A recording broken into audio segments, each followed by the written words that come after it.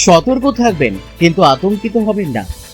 শনিবার সকালে নাগরাকাটা ব্লকের শুল্কাপাড়া সহ বিভিন্ন গ্রাম পঞ্চায়েত এলাকার বাসিন্দাদের এই বার্তা দিলেন শুল্কাপাড়া গ্রাম পঞ্চায়েতের প্রধান শীতল মিস্ত্রি।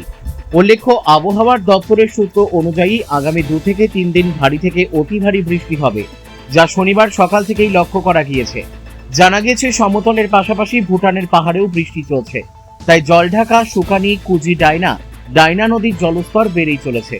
তাই বিশেষ করে নদীগুলোতে যদি অস্বাভাবিক জল বাড়া শুরু করে, তাহলে নদী সংলগ্ন এলাকার মানুষেরা যাতে ঝুঁকি না নেয়, তারা যাতে নিজেদের প্রয়োজনীয় নথি একটি ব্যাগে নিয়ে নিরাপদ জায়গায় গিয়ে আশ্রয় নেয় বলে জানিয়েছেন প্রধান শীতল মিস্ত্রি। উল্লেখ্য, গত বছর 5ই অক্টোবর বিধ্বংসী বন্যায় নাগরাকাটা লণ্ডভণ্ড হয়ে গিয়েছিল।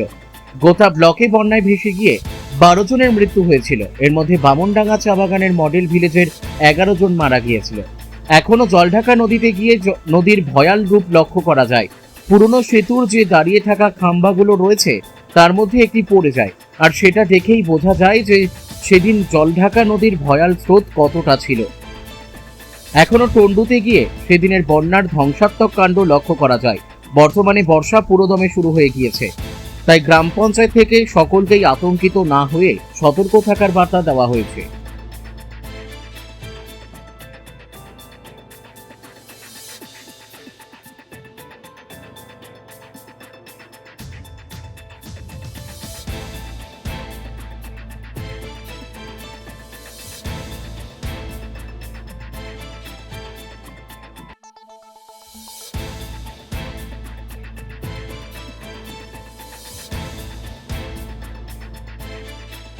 আবহাওয়া দপ্তর সূত্র অনুযায়ী এখন বেশ কয়েকদিন, বিশেষ করে 3 দিন মুষলধারে বৃষ্টি চলবে।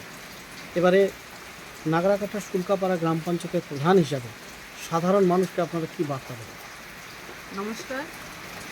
আর আমি সম্পূর্ণ আমার জিপি অন্তত সব এলাকার লোকগুলোকে আমি বলতে চাই, এখন বৃষ্টি স্টার্ট হয়েছে এবং বৃষ্টি থাকবে। সেই জন্য প্লিজ আপনারা আতঙ্ক হবেন না, সতর্ক থাকবেন। আর এর আগেবার আমি বলেছি, আপনারা যে রিভার সাইডে যে বসবাস করেন, তারা তো চট করে আপনাদেরকে বাড়ি ছাড়া সম্ভব না। কিন্তু যখনই দেখবেন যে বৃষ্টি একদম আউট অফ কন্ট্রোল যখন হচ্ছে, নদী বাড়তেছে, তখন আপনারা সেফ সাইডে যায় প্লিজ থাকবেন। আর অবশ্যই আপনাদের মেনলি ডকুমেন্টস আপনারা সাবধানেভাবে রাখবেন।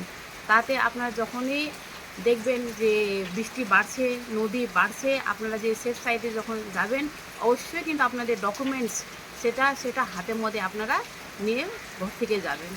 সবাইকে ধন্যবাদ। আপনারা সাবধানে থাকবেন আর সতর্ক থাকবেন।